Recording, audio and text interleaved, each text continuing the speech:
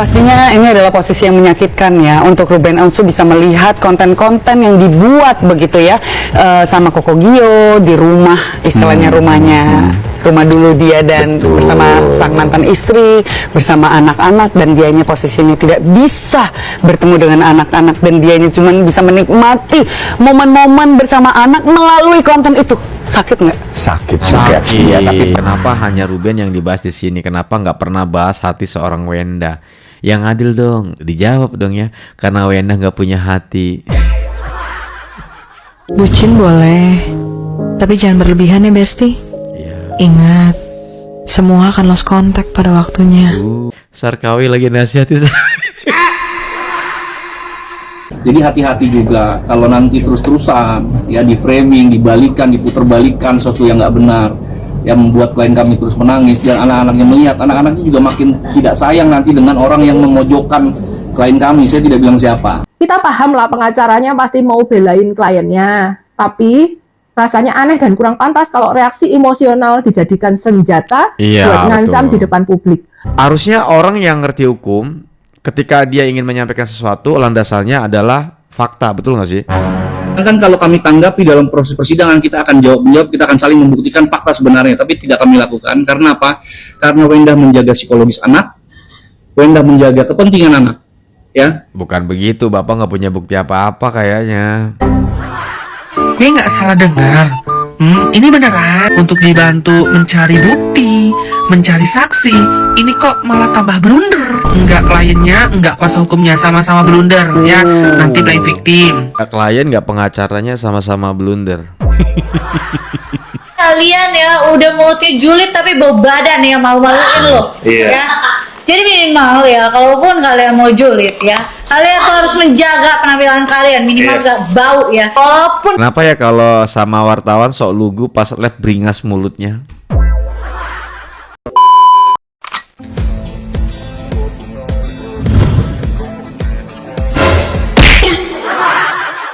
Halo guys, assalamualaikum warahmatullahi wabarakatuh. Selamat datang lagi semuanya para pemirsa aku yang budiman, yang cantik, yang ganteng, dan catur channel. Gimana kabar teman-teman ya? Semoga kalian tuh pada sehat-sehat dan semoga rezeki teman-teman selalu berjalan dengan lancar. Guys, seperti biasa kita mau ngebahas video-video yang lagi panas banget. Ngomongin soal panas nih teman-teman, sosial medianya Bang Ruben yang terbaru nih menyentil dan bisa dibilang nih ngasih paham pengacaranya si Endah. Repot kalau udah disentil sama Bang Ruben ya. CEO udah, Endahnya udah, semua udah pada tumbang udah ya. Si Jor-Jor udah, sekarang pengacaranya dibabat abis ya sama Bang Ruben. Gak pakai rem udah pokoknya sekarang mah. Langsung aja tanpa banyak basa-basi kita gas, kita menuju TKP and play. Kita sudah masuk ke Instagramnya Bang Ruben. Ada captionnya juga di bawah dan lumayan panjang. Nanti kita baca di bagian terakhir. Kita mau dengarkan dulu ya statement yang diangkat oleh Bang Ruben. Ya, kita gas ya. Jadi hati-hati juga kalau nanti terus-terusan ya di framing, dibalikan, diputerbalikan sesuatu yang nggak benar, yang membuat klien kami terus menangis dan anak-anaknya melihat, anak-anaknya juga makin tidak sayang nanti dengan orang yang memojokkan klien kami. Saya tidak bilang siapa ya, tapi anak-anak ini pasti akan membela ibunya. Dan kalau tahu yang memojokkan adalah A, ya pasti anak-anak juga tidak akan pernah bisa sayang dengan A itu. Nah ini nih yang paling bikin kita mengerutkan dahi. Tim hukumnya ngasih semacam ultimatum. Kalau ibunya terus dipojokkan, anak-anak bakal bela ibunya mati-matian loh, dan gak akan sudi sayang lagi sama orang yang mojokin. Kita paham lah pengacaranya pasti mau belain kliennya, tapi rasanya aneh dan kurang pantas kalau reaksi emosional dijadikan senjata buat ngancam di depan publik. Bukannya anak-anak itu harusnya dilindungi dari konflik orang tua, kok malah dipakai buat tameng seperti, awas loh, nanti anak-anakmu benci sama kamu. Ruben Onsu, ya Pak, sebelum Bapak menyampaikan hal tersebut, saya sebenarnya sudah mengetahui seperti apa reaksi anak saya. Dan bukan berarti nanti anak saya tidak sayang, tetapi sejak beberapa waktu lalu, saya sudah melihat adanya perubahan reaksi dari anak saya yang berbeda. Saya sebagai orang tua tentu bisa merasakan dan memahami hal tersebut.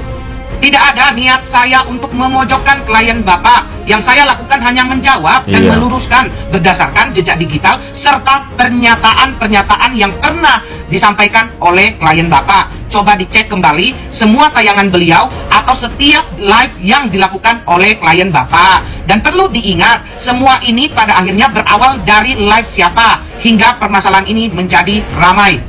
Jadi, apakah saya masih harus terus diam dan mengiyakan semuanya? Selama ini saya sudah memilih untuk diam, Pak. Namun belakangan ini saya merasa perlu meluruskan satu persatu karena mungkin kesalahan terbesar saya adalah terlalu lama diam ketika ada ucapan-ucapan yang berdampak kurang baik terhadap saya sebagai orang ayah. Saya berpikir semuanya akan berhenti dengan sendirinya dan keadaan akan membaik. Namun kenyataannya justru semakin berlanjut. Bahkan ketika sedang live selalu ada saja pembahasan yang mengarah dan memberikan kesan kurang baik terhadap saya. Maka dari itu yang saya lakukan hanyalah meluruskan berdasarkan pernyataan-pernyataan yang sudah ada. Bapak juga perlu memahami mengapa saya akhirnya terpaksa menempuh jalur pengadilan. Hal tersebut terjadi karena kesepakatan waktu yang sudah ditentukan tidak berjalan sesuai harapan, serta komunikasi yang menurut saya tidak berjalan dengan baik. Memang dikatakan tidak menghalangi, tetapi apa yang saya alami dalam proses komunikasi berbeda dengan kenyataan yang terjadi. Mohon dipahami. Lanjut, Ruben Onsu menorehkan tulisan lagi ya. Jadi wajar apabila pada akhirnya reaksi anak saya bisa seperti yang Bapak sampaikan. Karena apa yang mereka ketahui setiap harinya mungkin hanya berasal dari satu sisi. Jika informasi yang diberikan adalah hal-hal baik, maka yang tertanam juga akan baik. Namun jika yang diterima adalah konfirmasi yang kurang baik, tentu akan mempengaruhi pandangan mereka. Sampai di sini saya berharap Bapak bisa memahami maksud saya. Mohon dilihat kembali bagaimana posisi saya sebagai seorang ayah di mata anak-anak saya saat ini. Apa yang saya lakukan bukanlah untuk memojokkan, melainkan untuk menjelaskan dan meluruskan keadaannya. Mohon maaf apabila kata-kata saya yang kurang berkenan dalam tulisan ini. Dan itu adalah isi sebuah caption dari postingan Bang Ruben ya. Bisa dibilang sih nyentil ke pengacaranya sih ya. Orang waras bakal dukung Ruben. Bener banget sih, awal permasalahannya ada pada saat sindiran-sindiran saat live-nya si S. Dari itulah semua bermulai. Kalau mereka tidak menghina dan mengatakan cong, mungkin gak akan menjadi sebesar ini. Harusnya orang yang ngerti hukum, ketika dia ingin menyampaikan sesuatu, landasannya adalah fakta, betul gak sih? Iya. Oh, ini kalau dilihat dari chattingan ini, ya Pak, pertanggal 30 Oktober 2025 dalam pembicaraan ingin membahas Blackpink dan minta tambah satu row lagi, Blackpink. Di row yang sama. Ini sebenarnya sudah bicara tentang maaf ini rumah mau dilelang. Jadi sebenarnya sejak 30 Oktober 2025 dia sudah secara internal sudah bicara tentang lelang ya. Iya juga ya Pak. Kalau misalnya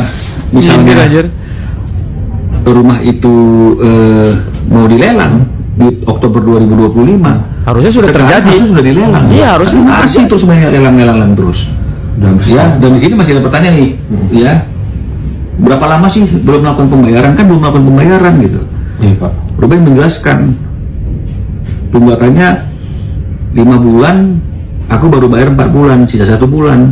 Oh, gitu ya. Dia bisa lelang, dia sendiri nggak tahu nih. Dia juga nggak tahu ya, Pak ya. Jadi inilah dia ya. Dari Oktober 2025 sebenarnya sudah ada mainan ini mau dilelang. Jadi ini hanya untuk berarti drama kata-kata lelang dan segala macam itu dari tahun 2025 ya yang disebutkan sama Bang Minola itu sudah keluar ternyata guys. Padahal nggak ada. Apa? Gue nggak salah dengar. Ini beneran. Dengar-dengar kuasa hukumnya bakal ultimatum lawannya, ya, karena merasa kliennya itu terus-menerus dipojokkan. Emang boleh seblunder ini, entah kliennya, entah kuasa hukumnya. Bukannya setahu gue, ya, kita nyewa pengacara, nyewa kuasa hukum untuk dibantu, ya, menyelesaikan perkara atau masalah, untuk dibantu mencari bukti, mencari saksi. Ini kok malah tambah blunder. Enggak kliennya, enggak kuasa hukumnya, sama-sama blunder ya. Nanti blame victim, merasa dirinya korban, nanti bikin laporan lagi ya. Laporan apa lagi? Itulah ciri-ciri orang yang selalu menutup mata, tidak mau salah ya, tidak mau menerima fakta dan data yang ada. Gimana sih? Nggak klien, nggak pengacaranya, sama-sama blunder. Wenda sambil menahan tangis siap menafkahi anak sendiri. Ya gimana nggak nangis, karena sekarang Sarwenda harus kerja ya. Kalau dulu kan dia nggak kerja karena semua kebutuhannya udah dipenuhi oleh Ruben Onsu. Beda dengan sekarang. Apalagi sekarang tanggungannya bertambah satu, yaitu pacar CEO-nya. Jadi dia harus benar-benar kerja banting tulang. Sekarang harus dibanyak-banyakin dramanya. Menahan tangis iya, capek iya, stres iya, karena ulahnya sendiri. Oke, semangat ya Mamio. Ini adalah kisah cinta motor Mio dan motor Vario. Sarwenda, Giorgio Antonio, aku yang selalu pepet Mamio. Ya jelas dibela lah dan dipepet terus selagi masih bisa mengambil keuntungan di situ. Tapi kalau udah nggak ada, dan kami akan terus membela Ruben Mio. Apa bang? Ruben Mio. Ruben Mio. Netizen Indonesia harus tahu ya. Ternyata ini ya alasannya kenapa Sergio Lover dan juga Mokondo Lover itu begitu bebal. Nggak bisa dikasih tahu, maunya menang sendiri, playing victim, MPD, dan juga memutarbalikkan fakta. Ternyata ini alasannya. Halo, saya Sherry Jebing. Kemarin saya baca komen, banyak sekali komen-komen dari booster si artis live 200 juta. Iya. Saya nggak sempat screenshot semua, tapi ini ada beberapa yang sempat saya screenshot. Intinya mereka mengatakan, sesama perempuan kok nggak saling bela sih? Sesama Cindo kok malah saling serang sih? Sesama Kristen, sesama nonis kok malah saling bully? Kan harusnya saling bela. Sesama wanita yang pernah bercerai harusnya kan saling dukung, saling support. Stop. Ini adalah mindset yang sangat salah. Kalau membela itu, membela yang benar. Bukan membela yang sesama suku, membela yang sama agamanya, membela yang sama nasibnya, atau membela yang sama gendernya. Kalau benar, katakan benar. Kalau salah, katakan salah. Nggak peduli dia laki-laki atau dia perempuan. Nggak peduli dia agama apa, mau agama Kristen, mau agama Muslim, mau agama Buddha. Nggak usah lihat dia suku apa, mau Jawa, mau Manado, mau Batak, mau Cindo, mau Madura. Salah ya salah, benar ya benar. Mantan suami saya pendeta Moses, agama Kristen, suku Cindo, agama udah pasti Kristen, pendeta nih, dosen lagi, politikus lagi, pengacara lagi, tapi kelakuan bejat, tukang selingkuh, tukang KDRT. Waktu saya berani speak up, banyak yang mencela saya, banyak yang berusaha membungkam saya. Saya dikucilkan, dimusuhi, bahkan beberapa sanak keluarga saya sempat telepon juga supaya saya berhenti untuk speak up, supaya saya berhenti untuk menyebut-nyebut kata pendeta. Termasuk saya sendiri, selama 24 tahun saya menyembunyikan kebenaran. Saya ikut menutupi perbuatan jahatnya, perbuatan bejatnya, karena saya malu sebagai umat Kristen. Dan saya merasa sangat bersalah untuk itu.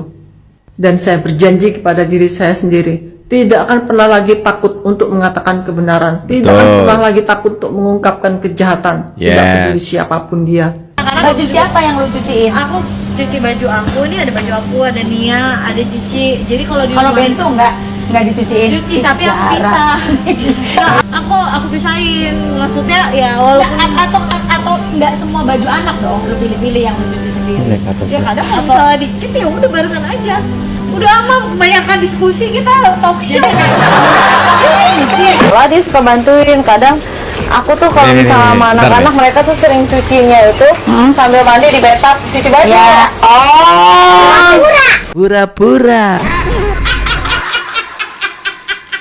Kita dibohongin selama ini pencitraan. Ya. Anaknya bilang pura-pura. Dari DYP Manulang, Tuhan Yesus selalu memberkati Mamio, Papio, juga kedua putri cantiknya. Guys, kuduga panggilan Mamio Papio ini adalah panggilan dari fans Sarwenda juga Gio, yang komunitasnya bernama Sargio, ya. Dia menulis ini, saya rasa dan saya duga ya, patut diduga untuk membela mereka berdua. Yang saya miris, memberkati Mamio Papio juga kedua putri cantiknya. Ini ajaib sekali. Mamio Papio juga kedua putri cantiknya. Seperti seolah-olah kedua putri cantiknya ini diduga anaknya Ruben Onsu ya, adalah anak dari Diani Papio ini. Saya rasa siapapun ya yang membaca ini pasti miris sekali.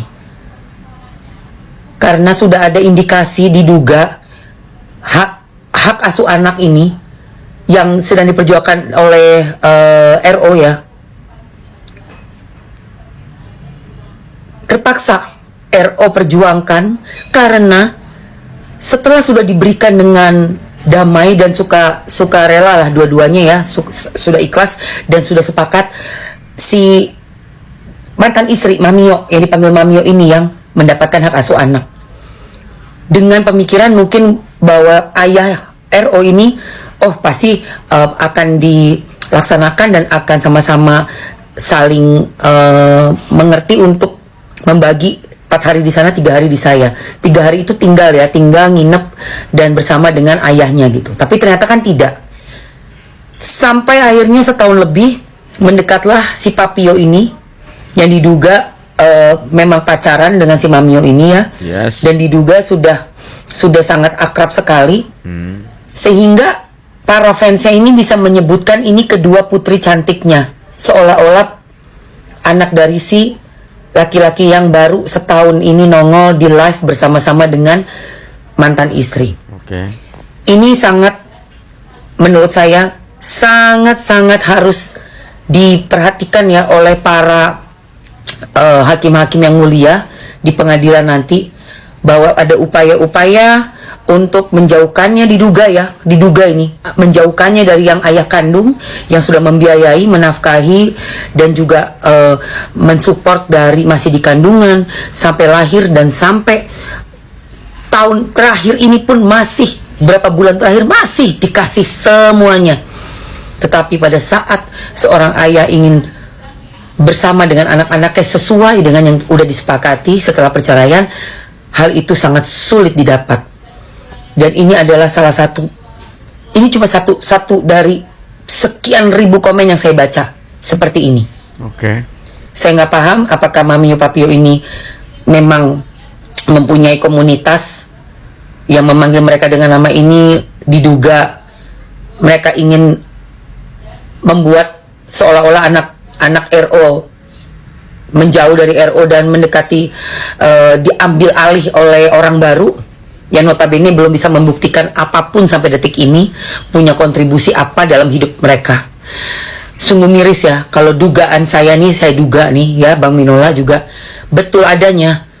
Tolong betul-betul di pengadilan diberikan keadilan untuk anak-anaknya, karena anak-anak Ruben Onsu itu mereka membawa nama Onsu. Di darah mereka adalah keluarga family dari Onsu, di mana itu tidak bisa ditukar dengan apapun, tidak bisa dibuang. Biarpun kita misalnya, saya nggak mau Onsu, nggak bisa. Kamu sudah menjadi anak darah daging keturunan dari Onsu. Itu tidak bisa dirubah. Walaupun sang ibu nanti menikah dengan siapapun lah, mau dengan si Hombing kek, mau dengan Loho kek, mau dengan nama Sukatno kek, mau belakangnya nama ayahnya siapa, itu adalah sambung. Tidak semerta-merta akan membuat kita menjadi orang tersebut begitu. Itu adalah ya orang yang beda darah ya. Tapi kalau Onsu adalah bapak kandung, darah mengalir, keturunan dari atas, legasi dari atas, leluhur-leluhurnya mengalir di darah anak-anaknya. Jadi sebagai kita yang mempunyai family name, nama ayah kita, ya kita jaga sebaik-baiknya. Anak-anak ingat ya, jejak digital ini aku, Mamski Emah akan simpan ini ya guys. Semoga dugaan aku salah ya untuk Manulang, karena kalau benar ini maksud kau, parah. Hati-hati. Parah sih, parah. Ini adalah posisi yang menyakitkan ya untuk Ruben Onsu bisa melihat konten-konten yang dibuat begitu ya, sama Koko Gio di rumah, istilahnya rumahnya, rumah dulu dia. Ya, aku paling seneng kalau udah di roasting sama presenter TV itu. Pastinya ini adalah posisi yang menyakitkan ya untuk Ruben Onsu bisa melihat konten-konten yang dibuat begitu ya sama Koko Gio di rumah, istilahnya rumah dulu dia dan bersama sang mantan istri, bersama anak-anak, dan dianya posisinya tidak bisa bertemu dengan anak-anak dan dianya cuma bisa menikmati momen-momen bersama anak melalui konten itu. Sakit nggak? Sakit juga sih ya, tapi pastinya kan ada alasan di baliknya. Kita juga nggak tahu nih sebenarnya apa yang terjadi. Namun sampai saat ini Ruben masih mengusahakan dan berjuang untuk mendapatkan hak asuh anaknya. Dan tadi sakit bang, intinya gitu bang ya. Kenapa hanya Ruben yang dibahas di sini? Kenapa nggak pernah bahas hati seorang Wenda? Yang adil dong, dijawab dong ya. Karena Wenda nggak punya hati. Pembawa acaranya juga miring sebelah, jadilah pembawa acara yang netral biar mereka urus sendiri karena mereka punya pengacara masing-masing. Justru presenter harus menguak kebenaran dan fakta. Intinya mau di roasting aja lah ya. Cara main tai anjing, ngata-ngatain si Ruben Onsu lah, ngata-ngatain siapa lah anjing. 200 juta. Sarawenda. Ternyata hasil proyek beres Ruben. Sama Ruben Onsu lu di mana anjing? Lu cuma di gang. Lu mobilnya nggak bisa masuk, kentot. Bercanda lu sama gua anjing. Bangsat lu ngatain cangcong 200 juta kecil, ngentot. Setelah ayah Sarwenda meninggal, kok bisa beliin mobil Endah? Mau di gang. Ini Endah gimana ya kalau ngeliat video ini ya? Nangis nggak ya? Laporin ini, polisi dia sudah maki-maki Endah. Bener, laporin Wewe biar dia tahu. Bahagianya lihat ini terwakili. Kata-katamu kasar kalau kamu benci sama orang yang nasihati dengan baik, jangan seperti ini. Nggak kasar, justru jujur. Aku nonton ini ndak ku stop. Iya. Tapi nggak dibenarkan juga ya kalau misalnya kita kalau mau ngeritik atau apalah ya, membahas sesuatu dengan bahasa-bahasa seperti itu tidak dibenarkan menurut gua gitu ya. Tapi ya para netizen ternyata suka ya. Aduh. Bayangkan kalau kami tanggapi dalam proses persidangan, kita akan jawab-menjawab, kita akan saling membuktikan fakta sebenarnya, tapi tidak kami lakukan. Karena apa? Karena Wenda menjaga psikologis anak, Wenda menjaga kepentingan anak, ya. Bukan begitu, Bapak nggak punya bukti apa-apa kayaknya. Dari kemarin Bapak sama klien Bapak bilangnya begitu, bongkar, membuktikan, ungkap fakta, bla bla bla bla bla. Sampai sekarang mana? Bapak, nih dengerin ya. Bayangkan kalau kami tanggapi dalam proses persidangan, kita akan jawab-menjawab, kita akan saling membuktikan fakta sebenarnya, tapi tidak kami lakukan. Karena apa? Karena Wenda menjaga psikologis anak. Ya, gue bingung statementnya itu. Kami akan membongkar fakta, tapi kami tidak lakukan. Lah ngapain? Bongkar fakta itu menyakitkan. Kalau memang benar, nggak jadi masalah. Yang penting fakta, iya kan? Ayo keluarkan faktanya. Dari kemarin ngomongnya fakta, bongkar fakta. Tapi nggak dikeluarin. Apa sih Pak faktanya? Wenda menjaga kepentingan anak. Cuman ya kita bagosip dulu. Terus saja bagosip inces. Tapi sebelum aku menanggapi si bapak pengacara yang selalu bilang, bukan selalu, yang pernah bilang mantan ayah, aku mau menyanyi dulu, boleh enggak sih? Boleh. Kamu menyanyi inces, enak suara kau. Dengar aja. Sudah siap belum? Jalan-jalan dengan uang mantanku 200 juta, bisa beli ini itu. Tidak lupa ajak CEO juga, kami senang, Eda pun senang. Kayak gitu loh nyanyi aku. Ciptaan kau Inces, iya, pencipta lagu kau Inces. Gini loh. Iya, itu bagus loh Pak.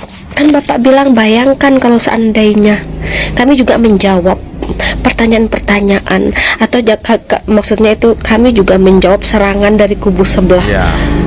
Kan pastinya di persidangan akan ada jawab-menjawab tentang fakta. Bagus itu harus itu dilakukan. Ya, kecuali orang yang tidak punya fakta baru tidak mau menjawab.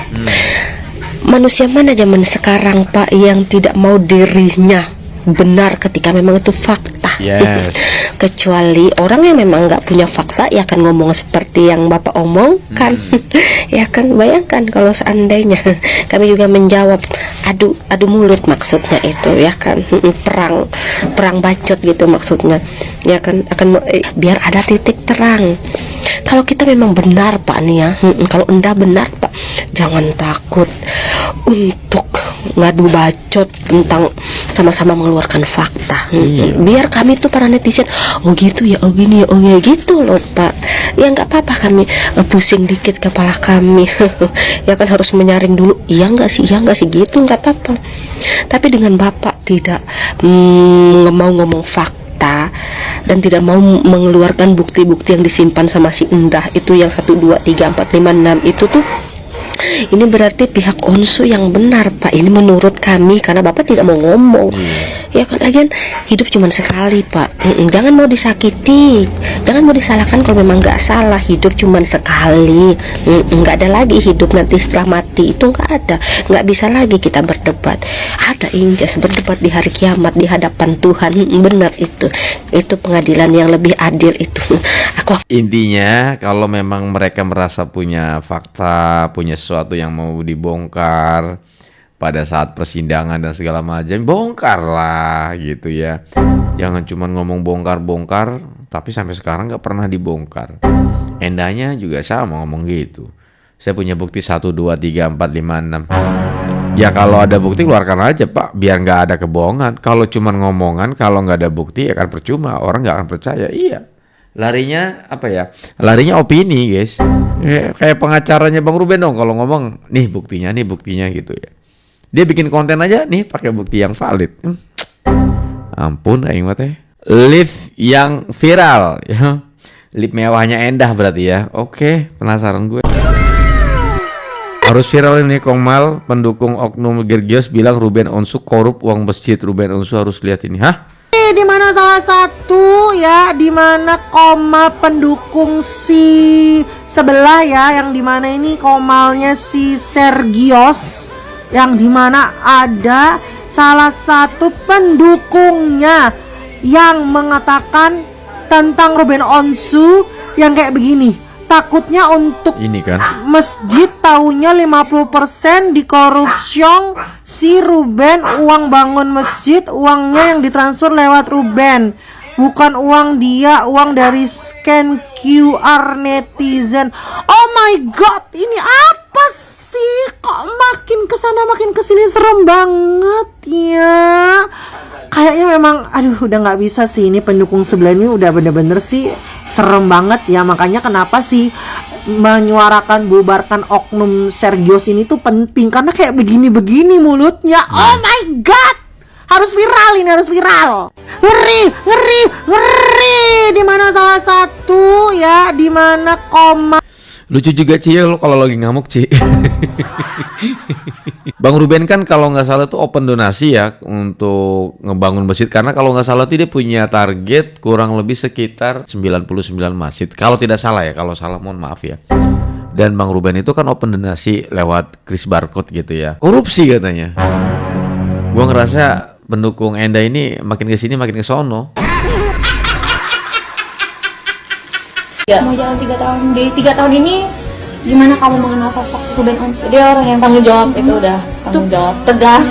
Pokoknya dia tuh nggak bakal bikin aku ribet. Pokoknya dia aja yang ribet, aku terima beres. Dia selalu ini sebelum kenal CEO sih statement begini. Iniin ke aku, kamu udah gak usah pusing sama apa. Dia yang pusing, dia yang ribet. Jadi dia semuanya dia yang pusing, aku terima beres aja. Dia maunya kayak gitu. Di balik kelucuannya itu dia juga seorang ayah yang tanggung jawab, seorang suami yang baik banget ya pokoknya kan. Jadi ya nggak usah diperpanjang, nggak usah diperpanjang, kasihan anak-anak. Berarti Aris sudah sangat lelah luar biasa ya, lelah banget udah Bang Ruben tuh, makanya dibongkarin aja udah semua sekarang. Sampai ke pengacara juga disentilin sekarang. Aduh, ampun gue mah. Apa nih? Bucin boleh, tapi jangan berlebihan ya Besti. Ingat, semua akan lost contact pada waktunya. Coba dah baca komentarnya dah. Dia lagi nasehatin Neng Endah. Sarkawin nasehatin Sarwen. Maaf ya, saya baca komentar ya. Sarkawi lagi nasehatin lagi mengingatkan diri antara sadar dan lupa ingatan. kalian ya udah mulutnya julid tapi bau badan ya, malu-maluin loh. Iya. Ya. Jadi minimal ya, kalaupun kalian mau julid ya, kalian tuh harus menjaga penampilan kalian, minimal Yes. gak bau ya. Walaupun hati lu busuk ya, tapi minimal ketek lu cerah ya. Kalau hati busuk kan itu istilah sayang. Iya. Itu maksudnya tuh kayak Kayak jahat gitu loh, hati lu busuk banget sih, kayak gitu tuh jahat namanya gitu loh. ada jokes juga yang bilang ih ketek lu mau busuk gitu. Apa? Ada jokes juga yang bilang ih ketek lu mau busuk dah gitu. Ketek lu bau busuk ada juga gitu ya. Oh iya, ya minimal hati lu busuk, jangan sampai ketek lu bau busuk gitu. Jaga mulut, jaga adab, orang diam bukan berarti takut sama lu. Kenapa ya kalau sama wartawan sok lugu pas live beringas mulutnya? Iya juga sih, lagi live tuh beringas banget gitu ya. Tapi kalau sama wartawan, buset, air mata aja nggak bisa sinkron anjir. Bukannya hati lo yang busuk Sar. Oh. Oke guys, kayaknya cukup sampai di sini dulu. Terima kasih banyak buat kalian yang udah mampir nih. Mohon maaf kalau ada kata salah pada saat saya membuat konten ini. By the way, jangan lupa kalian follow akun TikTok yang videonya gue reaction. Thank you so much. Saya udah dari pamit. Assalamualaikum warahmatullahi wabarakatuh dan bye bye.